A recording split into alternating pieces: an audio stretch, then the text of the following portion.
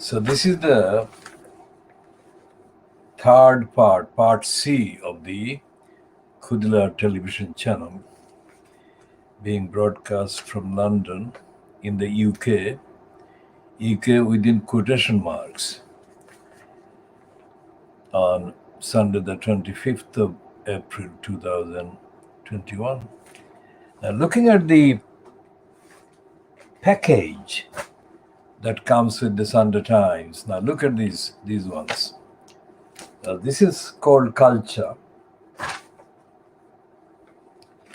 and this is the actual magazine itself, the Sunday Times magazine, and this is a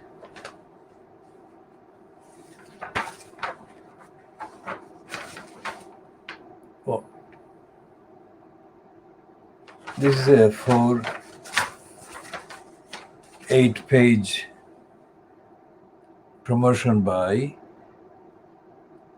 Medicine Without Frontiers. That one is, and leading with Yemen. And this is an advertisement from the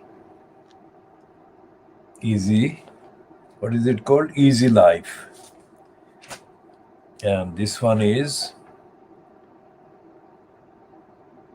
an advert from the cruise liners, Fred Olsten. And this is the style package on the Sunday Times. Now, the contents, looking at the contents of these, and of course, the Observer has got less baggage than the Sunday Times, and typically, because it's owned by the same company as the Guardian, the Observer is predictably more transparently dishonest and kind of pretentious. And the U with the Mail on Sunday is brazenly exhibitionist. And looking at all of those and the others as well,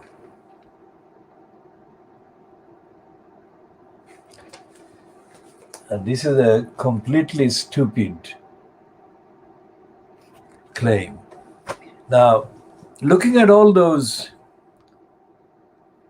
so-called real contents, not the advertisements, it is clear that they don't recognize even the society, even the population in Britain, not even in Little England. Because the reality of people's lives every day is not addressed in any of the features, any of the promotions, any of the articles. These are written and published and presented and exhibited on the assumption that things are, in terms of finance, in terms of the means to have the things that people need daily, paying bills and staying at home and having a home, that things are all equal for all these people that will be reading this, whatever. But that's not the case. And this is not just one day. This is what happens every day in their packages, in their promotions.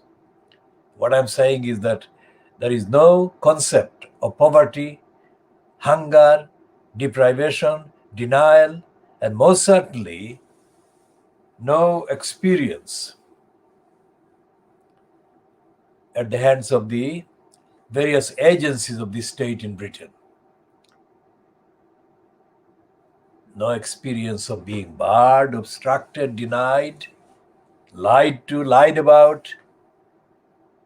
None of these things that happen to people every day is reflected in the so-called supplements, the magazines and the editions and so on that are included in the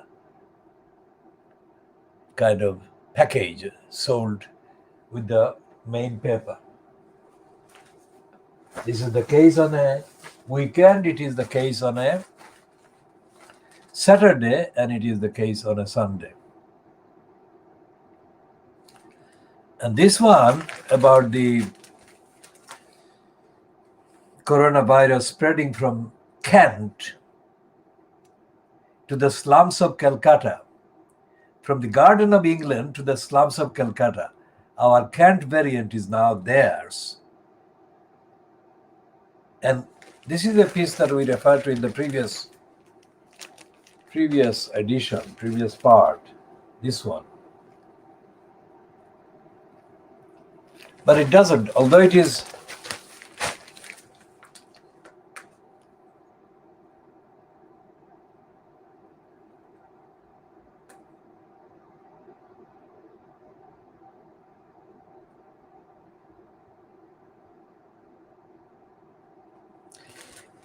the quote, somebody called Zahir Udwadia, a clinician at the PD Hinduja Hospital in Mumbai, put it in an interview with the scientific journal Nature. The second wave has made the last one look like a ripple in a bathtub. I mean, that is an expression that can be understood. But it doesn't say anything about Mumbai on the India.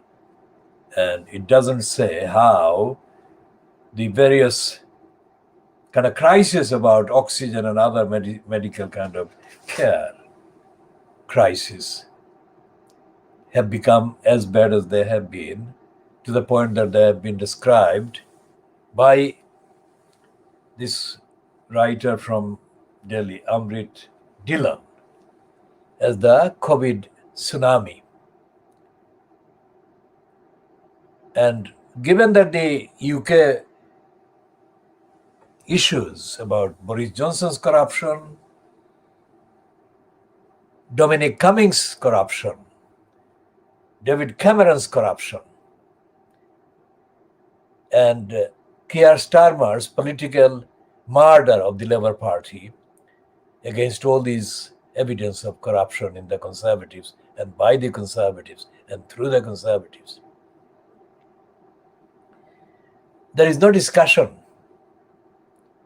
about even corruption. There is no real discussion about the fact that these are crimes that need prosecuting.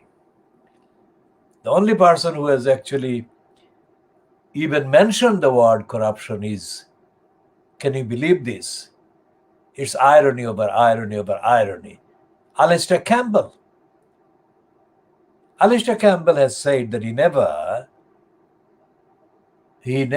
ever accused Tony Blair of lying. This is our formulation, Tony Blair. And he said that in contrasting the behavior, his behavior while he was Tony Blair's propaganda chief, while Blair was in the number 10 Downing Street, with that of the outbursts being attributed to Dominic Cummings against Boris Johnson, Cummings having called Johnson a liar.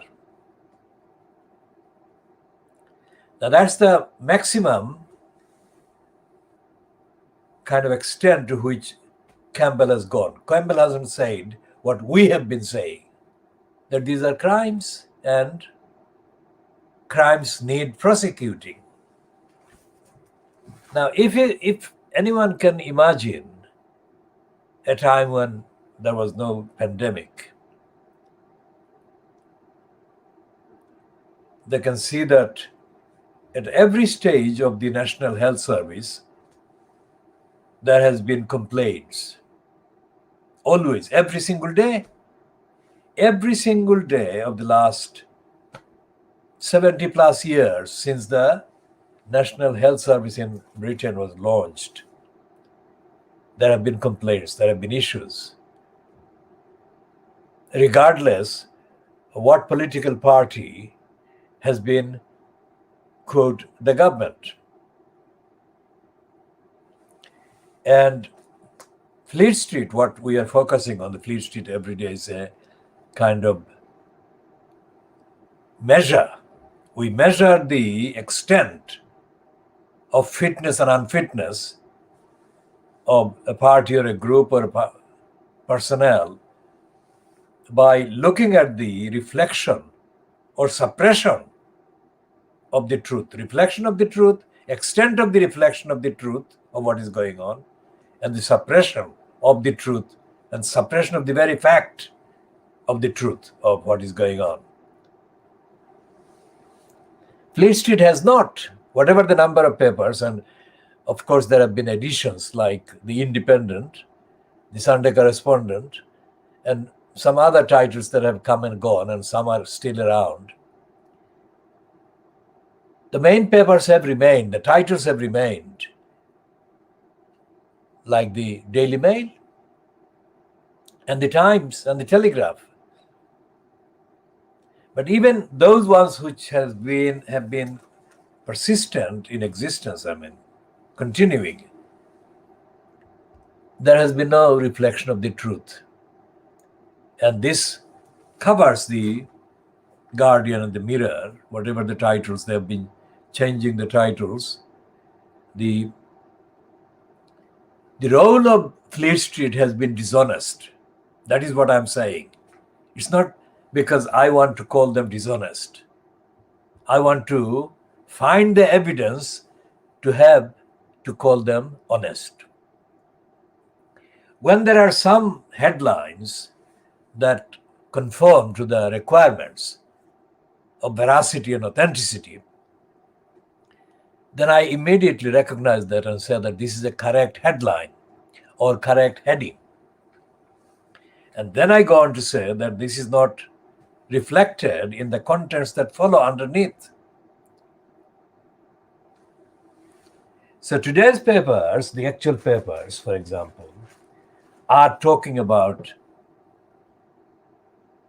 two things in the main ones. One is Johnson's having to account for his behavior that broke the rules and broke the convention or whatever, and Cummings threatening to tell the members of parliament that he's going to talk to in the near future.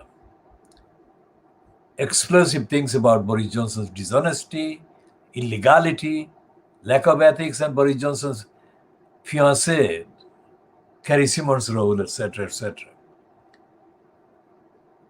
And they're saying that there need to be inquiries, there need to be kind of investigations. I am saying that that is completely part of the corruption that they are covering, they are alleging and referring to. Because there is currently enough law in place to apply against these criminals. Notice what I'm saying, there is no need for any inquiries. Because instead of having kind of displays staged before the inquiry person or personnel, if the accusations, criminal accusations, or accusations of criminal misconduct and criminal behavior were put before a properly constituted court, and the evidence then evinced and produced and presented as part of the claim, part of the prosecution, that would be more effective. Because like the kind of cases where there are some very small number, very small percentage of court cases, obviously end up with the prosecution failing in the prosecution, or failing to produce or have an outcome that ends with a conviction. But even when such failures occur, and there have to be success and failure, conviction and not conviction, or acquittal, as they say.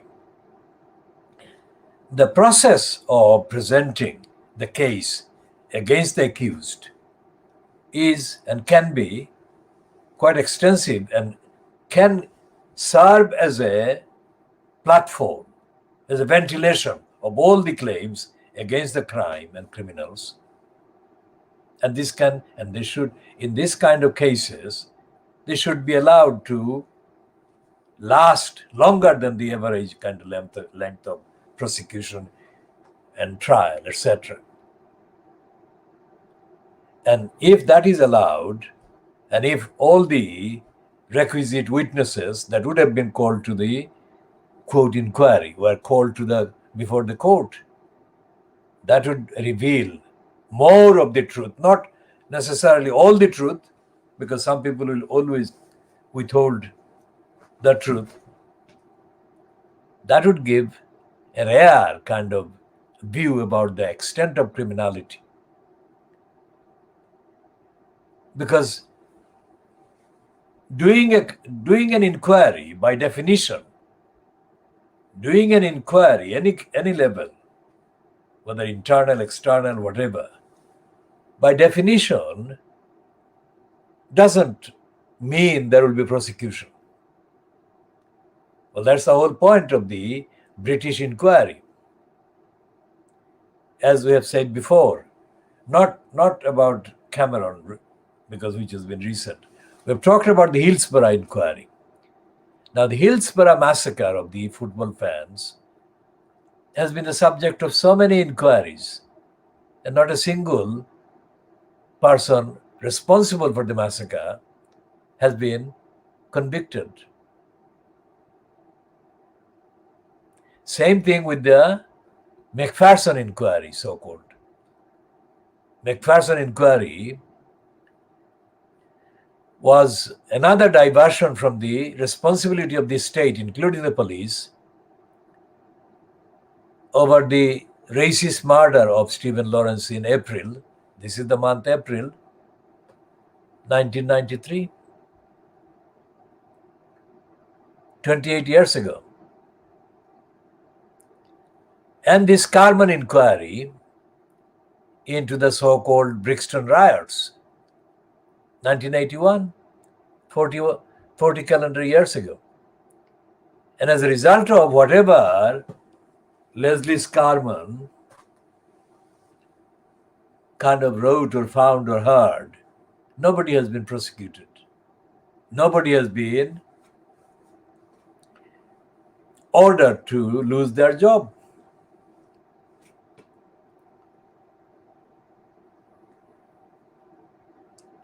And we have seen the Levison inquiry. The Levison inquiry really didn't produce anything by way of prosecution. In fact, the Levison inquiry has been followed by it's like a multi-million pound lottery wins by Rebecca Brooks. I mean, she has been overpaid by Rupert Murdoch. And when she was prosecuted, partly, it was a complete farce. She was acquitted. With all the evidence against Rebecca Brooks, she was acquitted. That prosecution wasn't necessarily the result of the Levison thing. But the point is that Levison didn't actually constitute any kind of prosecution, if you like, of any of the criminals that have been implicated.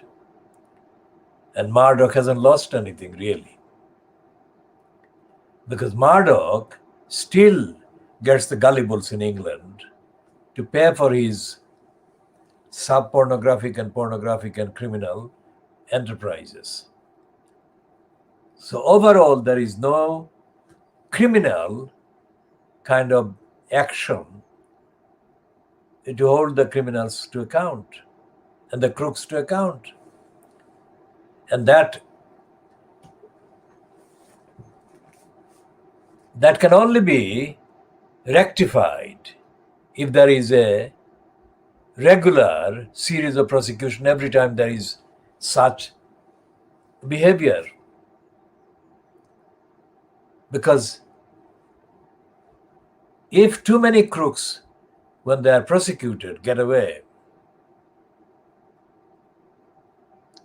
then there would be evidence, sustained and sustainable evidence, to say that the particular way the prosecution take place is not up to the task the society needs.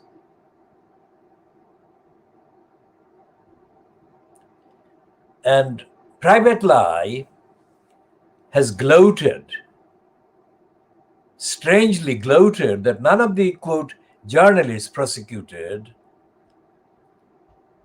was convicted. Now that is in itself an endorsement of corruption in the media in Fleet Street by private lie, which gives the game away about private lies running the street of shame. That kind of column has led to no prosecution really. Nor has private lies section called rotten boroughs. To some people, in fact, to a significant number of private lies, quote, subscribers and readers, that section, the rotten boroughs, may constitute entertaining information about crooked councils and crooked councillors. But that column or section is put together by somebody who is doing a career of collecting this. And most of the information that the private lie rotten boroughs actually publishes are sourced from local publications. There is hardly any exclusive content in the section called rotten boroughs. So therefore, what corruption goes on a daily basis by, through, and inside the local councils never gets covered. That is to say, never reported by private lie, and it doesn't have a narrative. There is no theme against criminality in the councils. There is no theme for democratic accountability that must be established and delivered by the local councils. There is no such narrative, absolutely none.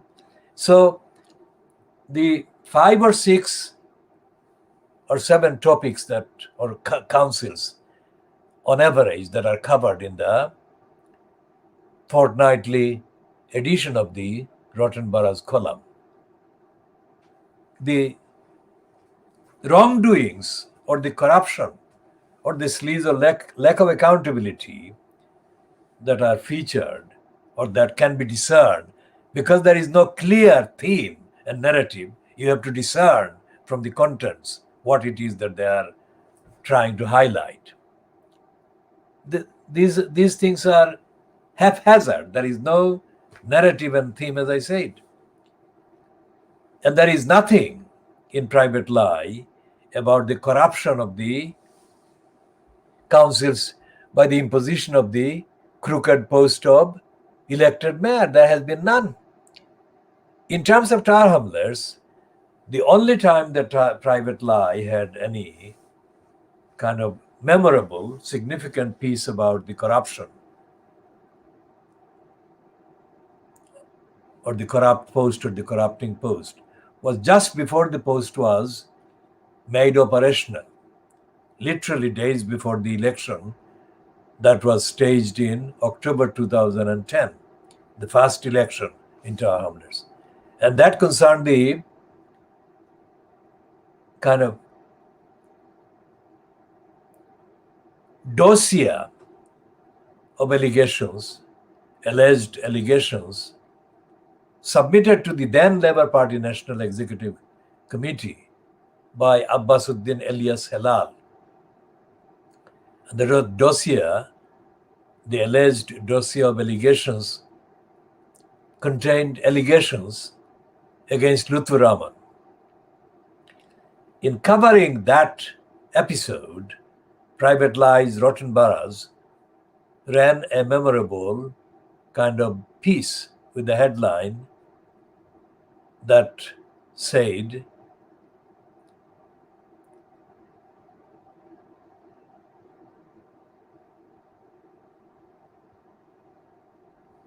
it was a play on the word kebab and halal, words kebab and halal. And that was at the expense of Abbasuddin alias Halal, whose behavior and whose claims as contained in that dossier were criticized by Private Lie because the allegations were not upheld, if you like. But regardless of that, Private Lie has not followed the many corruption activities and behavior that went on and were taking place under the frontage of Lutfur Rahman as the incumbent from October 2010 until he was kicked out in April, 23rd of April, which is this week, let's say, in terms of chronological week, and 2 days ago, by Richard Morey, the election commissioner. And Private Lie has not followed the findings. The findings themselves were incomplete and less than 100% accurate.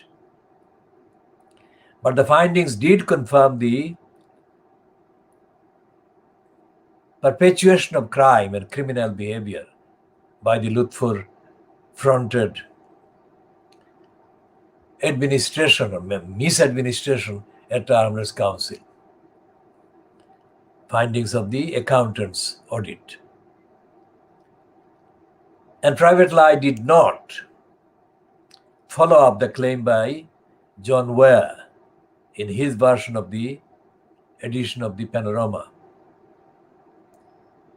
John Ware's program itself was kind of preceded by an intentionally,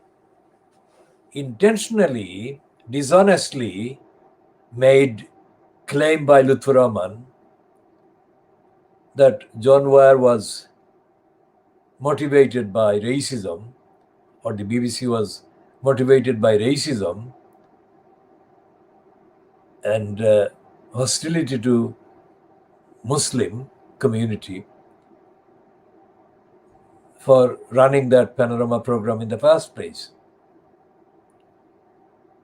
Well, these are serious issues that should have been addressed by the Rotten Boroughs column as a follow-up and as a main story, but the Private Lie didn't.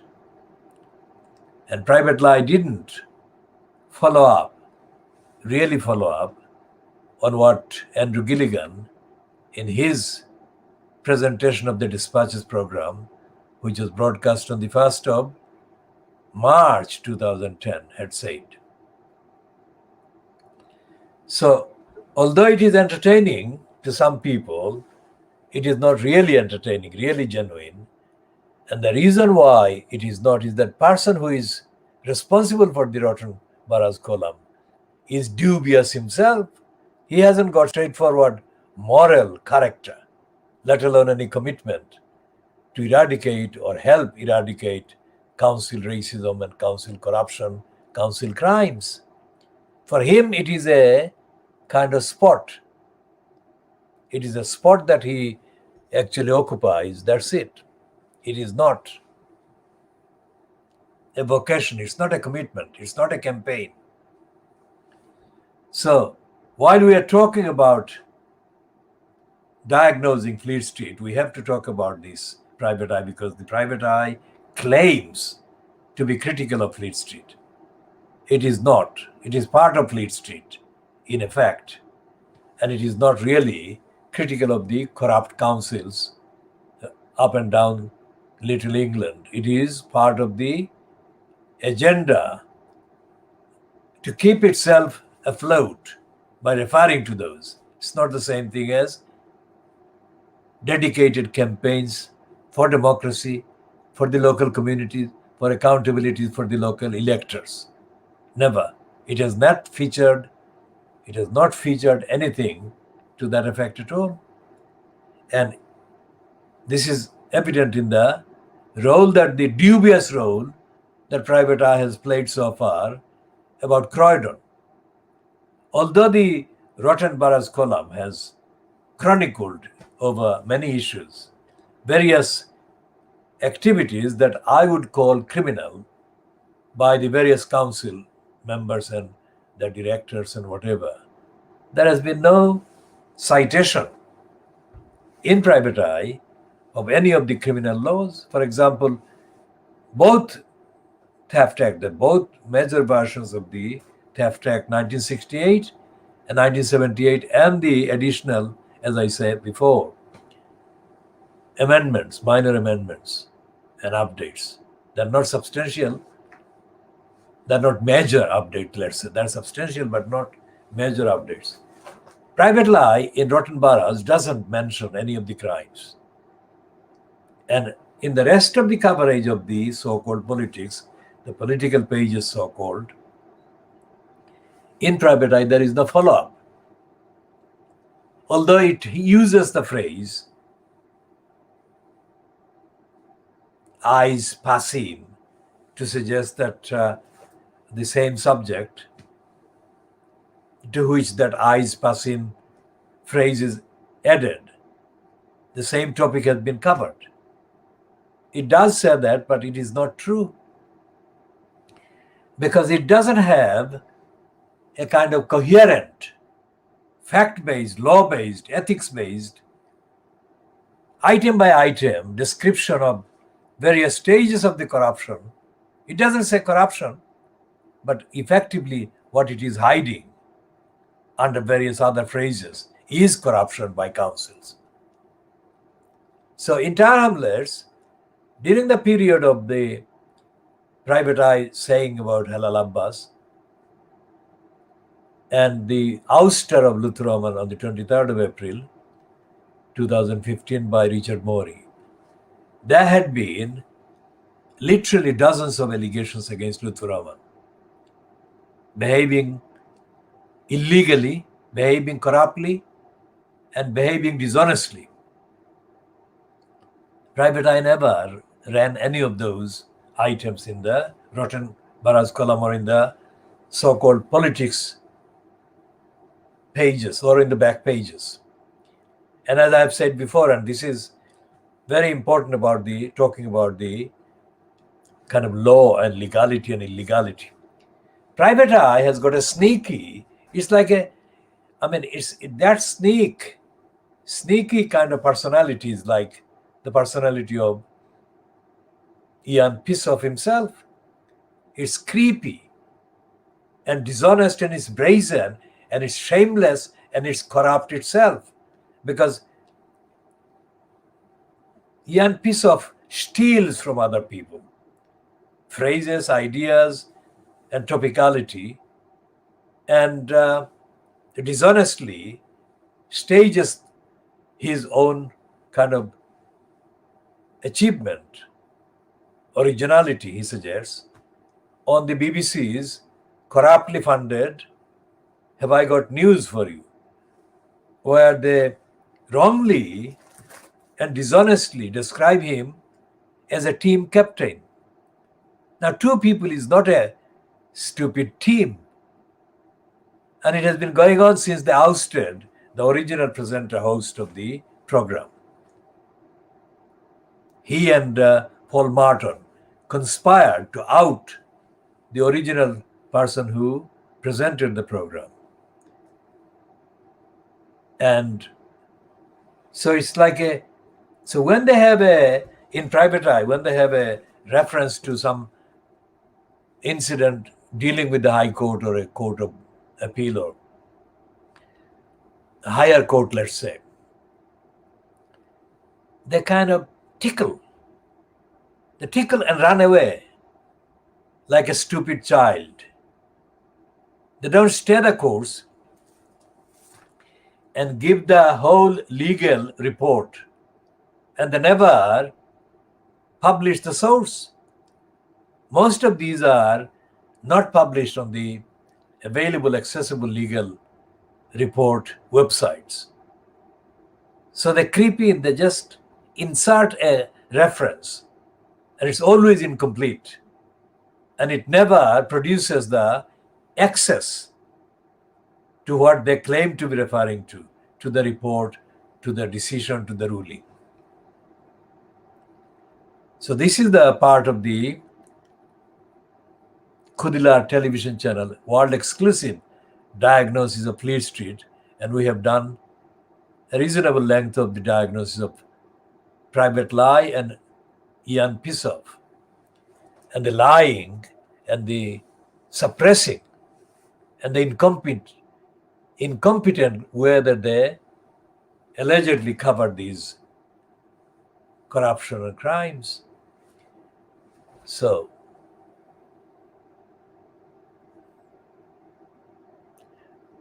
we shall just conclude this here and continue in the next editions. This is the month of Ramadan, and the time for breaking fast is just under 2 hours. Under 2 hours now. It is just after quarter past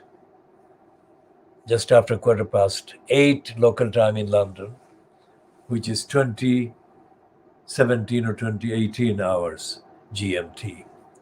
So we shall be continuing in the next hours after dealing with the Ramadan duties.